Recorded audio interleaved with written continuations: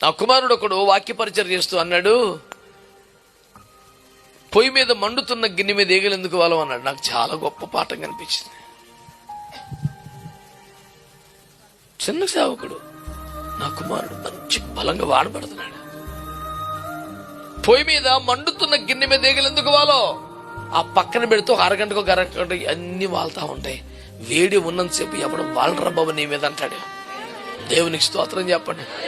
పద్దాకి శోధన, పద్దాక ఆశ, పద్దా ఎక్కువ దరిద్రం అంత ఎందుకు వస్తుంది నీకంటే? చల్లారిపోయావు నువ్వు. దేవుని కొరకు మండుతున్న వ్యక్తి ఎప్పుడు నిత్యం ఆత్మతో ఉంటే, అభిషేకంతో ఉంటే, అన్య భాషల ద్వారా నువ్వు లోపల వ్యక్తిగతంగా నువ్వు దేవుణ్ణి మహిమపరుస్తున్న వ్యక్తి అయితే ఆ మంట ఎప్పటికీ ఆరనివ్వకుండా నువ్వు చూసుకుంటున్న భక్తి సాధన నీకుంటే ఏ యుగవాలుద్ది నీ మీద. దాగి ఆశలు చేతని, కోరికలు చేతని, బాబాయ్ తట్టుకోలేకపోతాను, శోధనలు చేత ఎందుకు చల్లారిపోతే పరిస్థితి. ఫోన్ కాడే చచ్చిపోతే, టీవీ కాడే చచ్చిపోతే, మాటలోనే చచ్చిపోతే ఆరకేం చేస్తాం పద్దాక. అవన్నీ నీ అవసరార్థమై అనుగ్రహించబడ్డ సాధనాలు. అవసరానికి వాడుకుంటే ఇబ్బంది ఏముంది? వాడితో సమయం గడపటం ఏంటి? Download share chat.